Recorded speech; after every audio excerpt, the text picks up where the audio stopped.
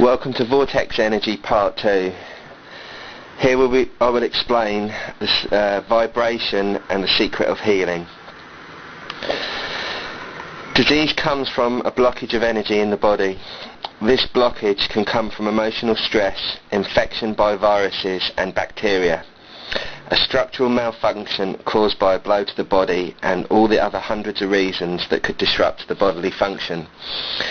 The symptoms of any disease will not totally disappear until the blockage is corrected. The simplest way to correct any disease is to vibrate the electrical field of the body that is out of balance. If the electrical field returns to a balanced situation, the disease will lessen and then disappear. Certain schools of thought in medicine and philosophy maintain that the human body is a dynamic interaction of body, mind and energy fields. Many different terms have been used to describe these energy fields, including subtle anatomy, the aura, and etheric body or etheric double. There is no universally agreed upon theory describing the nature and influence of the etheric body. One school of thought conceives of it as pure energy, while others believe it to be a lighter order of physical matter, much as air is lighter than liquids or solids. It is held that the etheric interpenetrates the physical body and indeed surrounds and suffices every cell. To a certain degree, the etheric substance also radiates beyond the body, and individuals who are able to see this field surrounding others describe it as an aura of changing form and colour. In reality, it is a standing column of wave, made up of tachyon particles, the smallest elements. Inharmony or disease in the physical body is thought to begin with a disturbance at the etheric level. In the Egyptian school of Imhotep, and at the temple of Karnak, which was known as the Temple of Man, it was maintained that the disease can be effectively cured by treating the body's etheric field. Once balance is restored there, healing of the physical body follows naturally. The way we were taught to heal in the temple was to balance the aura by a vibrating ray of light. But the person using this ray must first be able to see the aura of the ill person to comprehend where the blockage or disruption occurs. If the individual was still learning to see the aura, then they were taught to douse the pressure points to see where the etheric body was blocked. Dousing for a weak energy point in the body is similar to dousing for water or oil. A simple way to test this for yourself is to face the individual that you wish to check and perform the muscle response test. Have them hold an arm straight out to the side, fist closed. Put pressure on the arm and have them hold it up. On a piece of paper, print an arrow pointing in one direction. In the free hand, have them hold this piece of paper pointing toward themselves. The arm should stay strong. Now turn the paper around so that the arrow is pointing away from the person.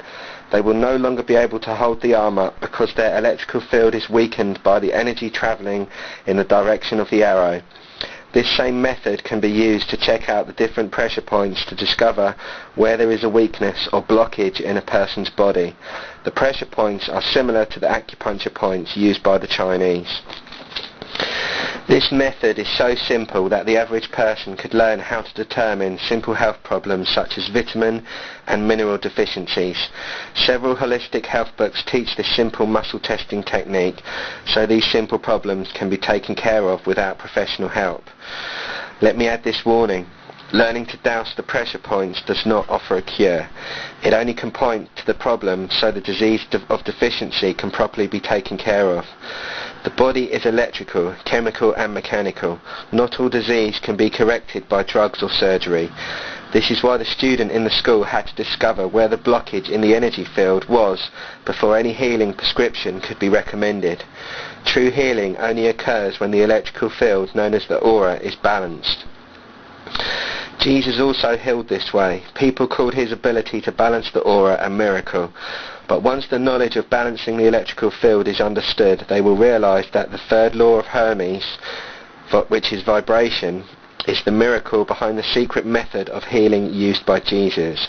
Again, if the etheric body is in spiritual harmony, then the electrical, chemical and mechanical aspects of the physical body will be balanced.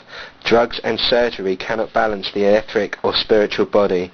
This balancing should be understood before surgery or drugs are prescribed. Modern medicine has turned its method of treatment of disease by practicing the allopathic philosophy. Allopathic treatment generally aims to suppress symptoms by giving a drug to counteract them. From the Greek allos, meaning other, allopathy requires a treatment of disease by remedies that produce effects different from or opposite to those produced by the disease. For a headache, for example, one is advised to take an aspirin to ease the pain.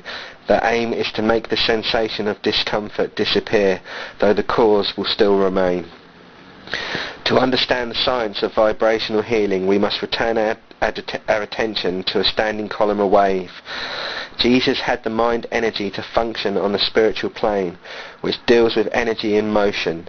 He could move his own vibrational aura into the etheric body of the ill person, and by thinking of that person in a balanced, healthy field, he could correct the field of the ill person.